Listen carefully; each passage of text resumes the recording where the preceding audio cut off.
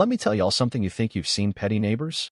Try living in my HOA. I woke up one fine morning to find a letter on my porch saying I owed them 100 grand. Yep, $100,000 for violating community guidelines. I laughed so hard I nearly choked on my coffee.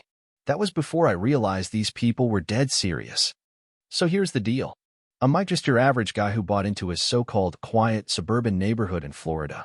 All I wanted was to settle down, work from home, and maybe grow some tomatoes in peace. The place seemed perfect at first: tree-lined streets, friendly smiles, and a pool the HOA loved to brag about but barely maintained. My wife, Sarah, and I thought we'd hit the jackpot. Now, the crime they accused me of? I installed a small shed in my backyard. Not some neon-painted monstrosity or a rusty shack held together by duct tape. No, sir. It was a modest, wood-paneled, beige shed. Matched my house, actually. I used it to store gardening tools and my kids' bikes. I even got the thing inspected to make sure it met local codes. Heck, I was proud of that shed. But you know who wasn't? The HOA president, Karen. And yes, her name was actually Karen. No joke. She had this way of showing up at your fence line like some suburban overlord, peering over with that sour look, clipboard in hand. I swear, if she could issue parking tickets, she would. Karen decided my shed violated aesthetic harmony. Whatever that means. She claimed I didn't submit the right paperwork. I did, and that it was too visible from the street. It wasn't unless you leaned over my neighbor's yard with binoculars. It started small. A warning letter. Then a fine. Then another fine. Before I knew it, they were stacking up like bad credit card debt, adding up to $100,000. $100,000 freaking dollars over a shed that cost me $2 grand at Home Depot. I tried reasoning with them, sent emails, attended meetings, showed photos proving the shed wasn't visible. But Karen ran the board like a queen, and her little court of minions nodded along with everything she said. They weren't about to admit they messed up. Things escalated. They started harassing me with notices taped to my door. I'd get home to find my mailbox stuffed with official-looking envelopes. My kid came inside crying one afternoon because the mean lady yelled at him for playing basketball in our driveway. Apparently, that broke some rule, too. Sarah begged me to just pay them something to make it stop. But I'm stubborn, and this wasn't right. Then the real kicker: they filed a lien on my house. That's when I knew I had to lawyer up. Enter James, my buddy from college who just so happens to be a real estate attorney.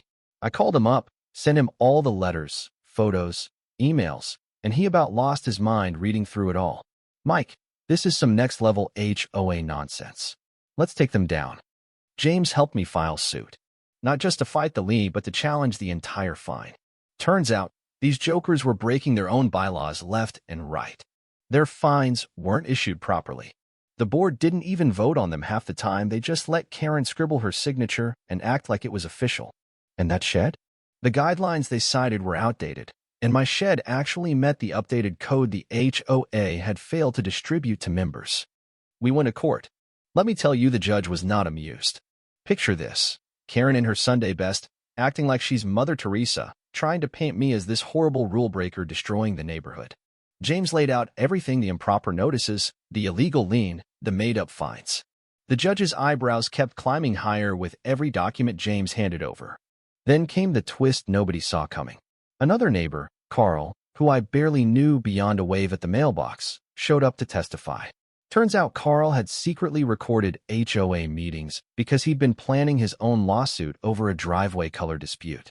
On those recordings, Karen outright admitting they targeted me because I wasn't the right kind of neighbor and needed to be taught a lesson. She laughed about the fines, called them a money grab, and bragged about how she could get away with anything because nobody ever fights back. Yeah, that went over real well with the judge. The courtroom got dead silent except for Karen stammering some nonsense about context. The judge just shook his head. He ruled in my favor on every count. Fines dismissed, lien voided, and the HOA ordered to pay my legal fees. Not only that, but the judge recommended the state investigate the HOA board for abuse of power and potential fraud. Karen's face looked like she bit into a lemon soaked in vinegar. The best part? James and I walked out of that courthouse to find a local news crew waiting. I didn't plan on making the evening news, but hey, if it warns others about shady HOAs, I'm all for it. And here's the cherry on top. At the next HOA meeting, Karen resigned. Word got around about the recordings and the court ruling, and folks weren't about to let her stay in charge. Last I heard, she sold her house and moved out. The new HOA board? Way more reasonable. We even had a neighborhood barbecue to celebrate Karen's exit. The shed? Still standing, still beige, still boring, and now kind of famous. So yeah, if your HOA tries to pull a fast one on you, don't roll over. Know your rights, document everything, and don't be afraid to fight back. Trust me, bullies like Karen count on you being too scared or tired to challenge them. But when you do, oh, it's sweet. I'm real curious to hear what y'all think. Was I in the right? Was Karen just doing her job or way out of line?